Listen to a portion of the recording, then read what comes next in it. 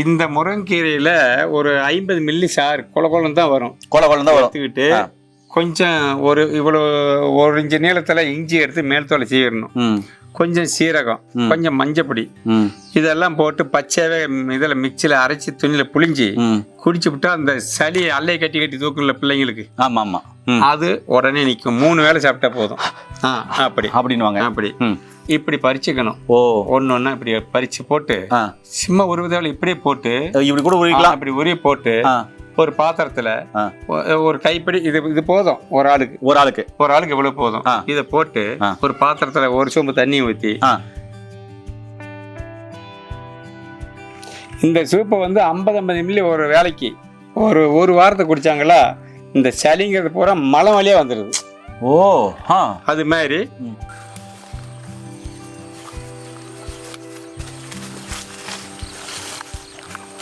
இப்ப நான் தான் வீட்டுக்கு ஒரு வைத்தியர் உருவாக்குறேன் வாங்க அப்படின்னு கூப்பிடுறேன். அப்படிதான் கூப்பிட்டு எல்லாம் கூப்பிட்டு கோவில் சொல்லிட்டு இருக்கிறேன். வள்ளலார் வந்து கடை வெறித்தேன் காம்பார் இல்ல கட்டி விட்டேன் மூட்டைன்ட்டு போயிட்டாரு. அதனால நான் வந்து அதை சொல்லல, வாங்கினான்னு மரமண்டியா இருந்தாலும் கூப்பிட்டு பக்குவமா எடுத்து சொல்லி கொடுக்குறேன். ஆமா.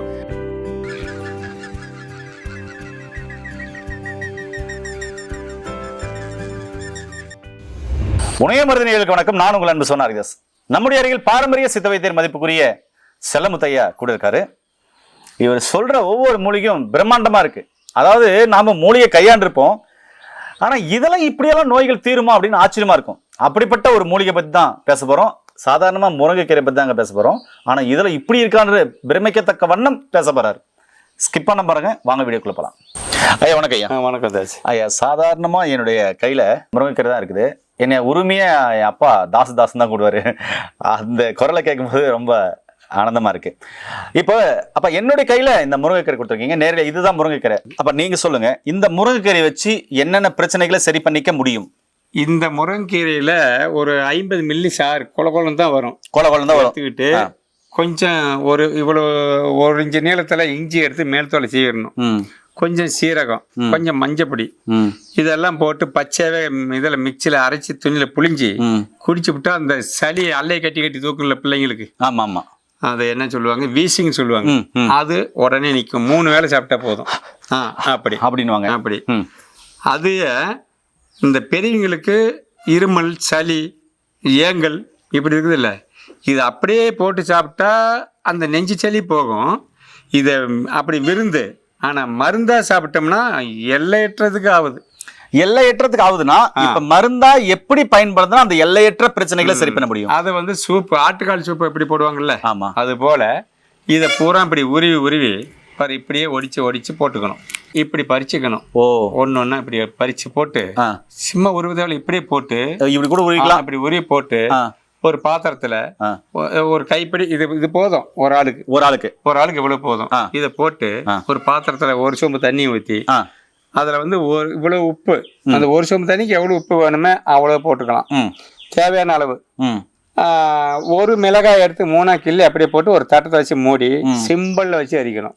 சிம்மில் வச்சு கொதிக்கணும். அதான் முக்கியம். ஏன்னா அப்படியே திறந்து விட்டு ஆவி போயிடுச்சுன்னா அது விருந்துக்கு தான் ஆகும். ஆவி போகாத பிடிச்சிங்களா அது மருந்துக்காக. இது இவ்வளவு சூட்சமா இருக்குது. இந்த சூட்சமத்தை புரிஞ்சுக்கிட்டா அனைத்து இதுவும் இதுல குணப்படுத்தலாம். சரிங்கப்பா. இப்போ ஆவி போகாம கொதிக்க வச்சிடறோம். அதை கொதிக்க வச்சு அந்த ஒரு சொம்பு தண்ணி அப்படியே எடுத்து வடிச்சு அந்த கீரையை சூடா எடுத்து அப்படி சாப்பிட்டீங்களா அந்த சளி, நெஞ்சு சளி, குறை இருக்குது, அதெல்லாம் அது உடனே சரியாயிடும்.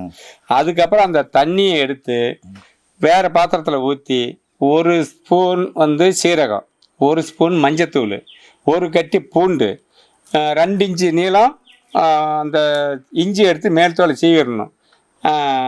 மிளகு வந்து ஒரு 10லேருந்து 20 மிளகு போடலாம். எல்லாம் அப்படியே அதில் போட்டு இடித்து இதுலேயே போட்டு மூடி வச்சு மறுபடியும் சிம்பிளில் கொதிக்க வைக்கணும்.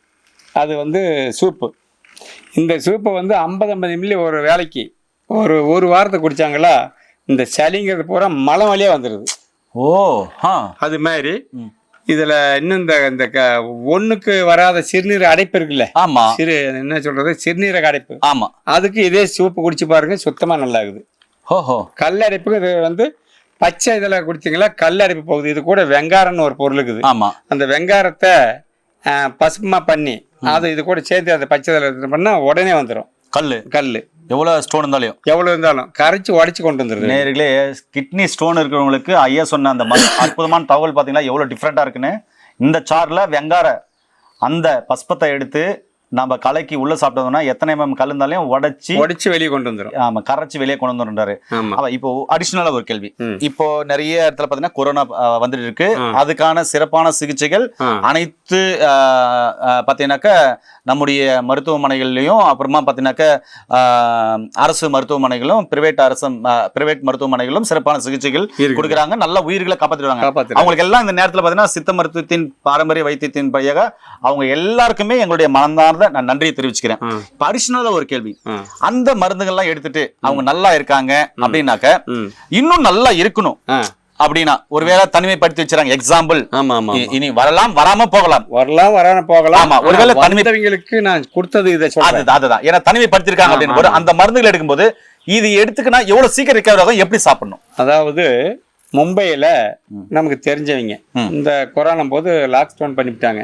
அங்க இருந்து இங்கே வரத்துக்கும் வழி இல்ல, கடைக்கும் போறதுக்கு வழி இல்ல. என்னன்னா பண்ணிட்டோம், எனக்கு கொரோனா இருக்குன்னு உறுதி ஆயிடுச்சுங்கிறாங்க. எங்கேயும் போகாம தனிமைப்படுத்தி வச்சுட்டாங்க.